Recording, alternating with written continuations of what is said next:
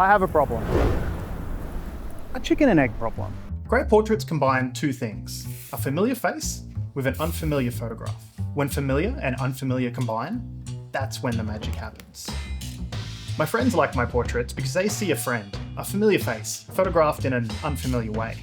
But show those same portraits to a complete stranger and... It's not that the work's bad, I think. It's just that to be a truly great portrait, you need to recognise the person. And who are some of the most recognisable faces out there? Celebrities. But to book a celebrity shoot, you first need a celebrity portrait in your portfolio. But to get the celebrity portrait in your portfolio, you first need to book a celebrity shoot. Classic chicken and egg. You see my problem?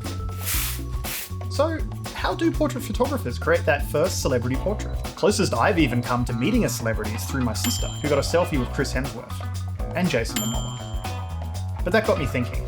You've no doubt heard of the 6 degrees of separation theory, where somebody is no more than 6 social connections away from anybody else. So while I don't personally know anybody famous, maybe somebody I know knows somebody who knows somebody who knows somebody who knows somebody who is famous. And what if I could be introduced to that famous somebody by creating a portrait of each social connection between us?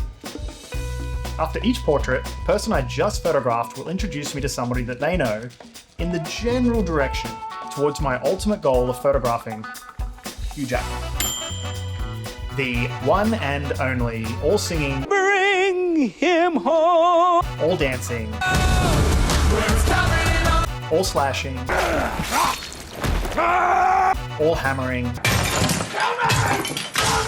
all Australian Hugh Jackman. Welcome to Australia. Right now I have about half a plan and no path whatsoever to reach one of the world's most familiar faces. So I'm giving this project about a 3% chance of success. I think your chances are probably like 60 or 70%. That's Maria Lewis. We've known each other since high school. That's me. And that's Maria. Maria's my first degree of separation to Hugh Jackman, and the absolute best person I know to kickstart this portrait series. Maria's published 11 novels. Maria has an X-Men tattoo. I got my Gambit tattoo, so Wolverine meant a lot to me. And Maria wears multiple hats in the entertainment industry. I'm a screenwriter, author, film curator, culture etymologist, hack for hire. So there's a chance Maria might actually know Hugh Jackman. No, I do not know Hugh Jackman. Okay, but there's still a chance Maria knows someone who knows someone who knows someone who knows someone who knows Hugh Jackman. Sure. I know lots of people who know people, so I don't know, maybe I can help. Hey, Tommy, for Tristan. Morning, how are you? How have you been? Nice to see you, I'm good. I was in Brisbane for the week and met up with Maria at a bar called Neverworld in Fortitude Valley. Arcade camp in the back. Yeah, awesome. Just an idea.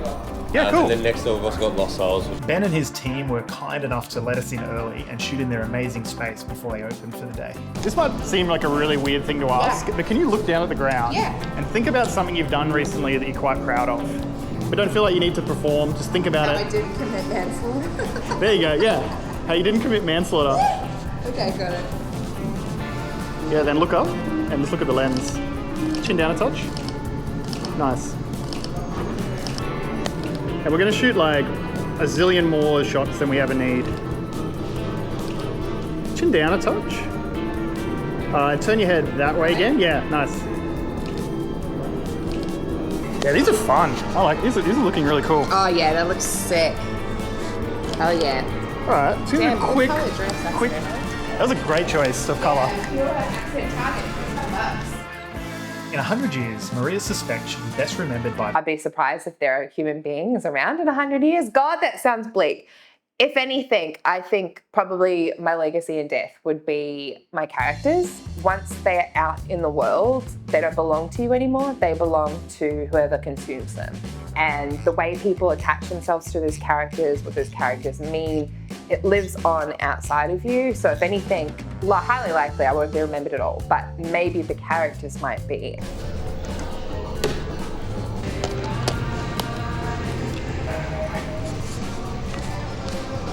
Should be like you're actually playing pinball. Yeah. So you're kind of like in a bit of a bit of a gaming stance. You're leaning forward a bit, but then you're sort of turning, like, as if I've interrupted you. Yeah. Okay, good. Do you want me to move I think, closer, or? I think further back is good. Yeah.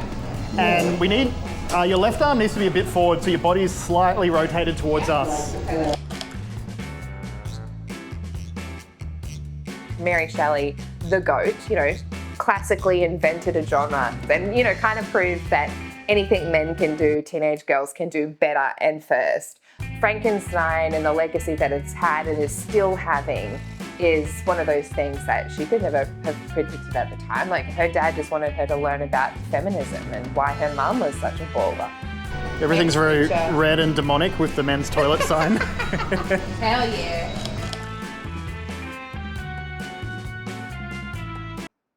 What's your favourite Hugh Jackman movie? Oh, dude, what a fucking question. Why didn't I prepare for this? I love him as a performer. But off the top of the dome, it's Prisoners. Denis Villeneuve, I think it is a travesty. He was not nominated for that. That is such an incredible film. It is weirdly such a depressing but rewatchable movie. Eddie the Eagle rips. Chappie fucking rips dicks. The Prestige, obviously one of Chris Nolan's best films, super underrated. I'm a comic book girly, so like the very first X-Men I thought was really, really interesting. X-Men 2, obviously excellent too, but in terms of like an introduction for him in that character of Wolverine, I thought was really, really great. But I also really love the second solo Wolverine movie, The Wolverine. That was largely sort of like kind of inspired by the Frank Miller run in the comics and set in Japan / Parramatta. It's my favourite factoids, is that like Parramatta doubled for Japan.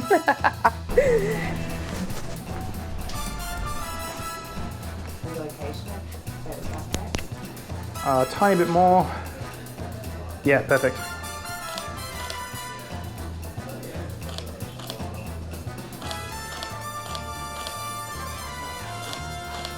These are fun. Yeah. So it's kind of odd framing, but I think it's cute. fun because of the eye. So it Yeah. kind of puts you in the bottom and the eye up top. That's cute. The eye of the beholder.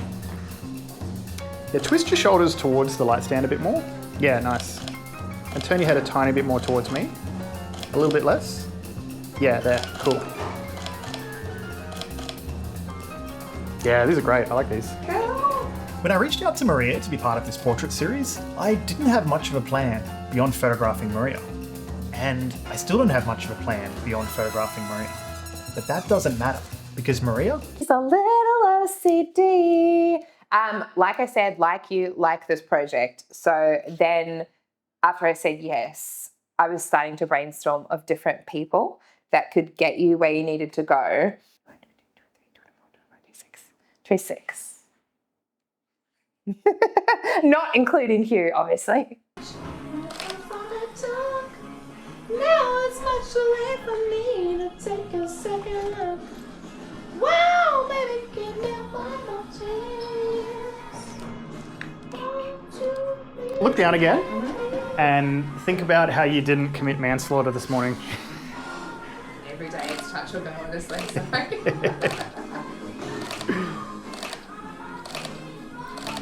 Yeah, great, hold that. Oh, wow. Oh, my God. It literally looks like I've died. Like, you know, the in memoriam photos.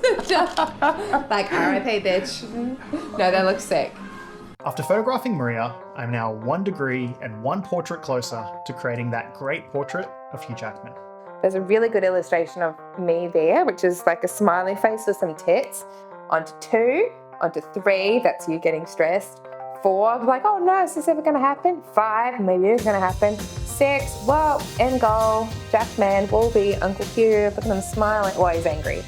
It wouldn't feel right if the character was smiling, but there you go.